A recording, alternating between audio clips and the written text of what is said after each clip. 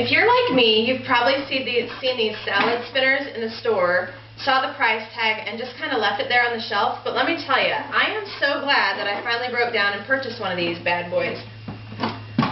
When you buy fresh salad like this, and then you're stuck washing it and trying to dry it somehow on your counter, I used to lay it out on towels and try to pat it dry, but it's still always a little too wet to eat right away in a salad. And with as much as we eat salad, we sure get our money's worth out of this device. So there's basically three parts: the lid, a strainer inside, and this bowl. And how I like to do the washing, I suppose you could put the strainer in here and then chop the salad and put it in here. What I like to do is chop the salad up, and then I'll stick it all in the bowl and fill this bowl with water and kind of swoosh it around. And then, well, you'll see when we get to it. But I'm sure there's a couple different ways. I'm trying to do this quickly, so might not chop it up as small as I normally would like to. And might get a little more on the floor than I would like to. Alright, so we get the idea. This can go in the compost. Throw all your salad in the bowl. This doesn't seem very dirty, but when you grow it yourself and it's not pre-washed, there's a lot of grit in the salad that you get out of your garden. Then I'll fill this with water. What do you guys want to talk about? I don't have much to say. I just got up, which is why I'm wearing this stocking hat.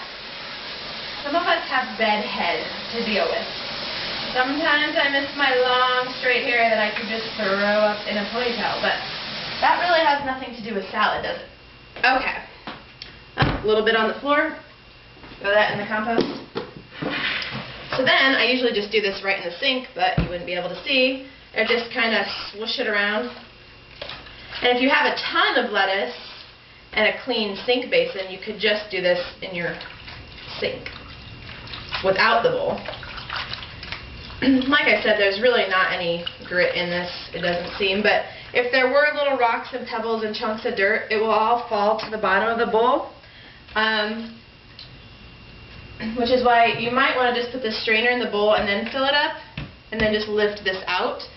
But I don't like to do that because, especially in the summer when I have my own lettuce, there's a lot of bugs in there, and a lot of those float to the top. So I feel like it'd be counterproductive to do it this other way, if you're even following what I'm saying. So just do what I'm doing, not what I'm saying. Then, hopefully you'll be able to see this, and I usually set this in the sink, like to kind of swish it around, dig in there and get a handful out, so I avoid as many of the bugs as I can.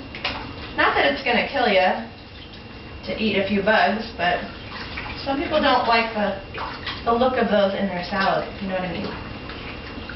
Anyway, I usually use two hands and squeeze as much of the water out at this point as possible, but it's really not entirely necessary. So just keep fishing the lettuce out.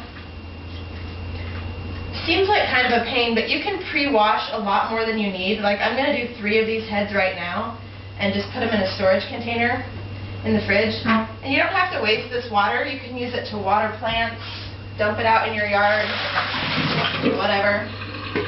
I'm just going to waste it. Alright, so then you've got your lettuce in your strainer, inside your bowl. Put the lid on.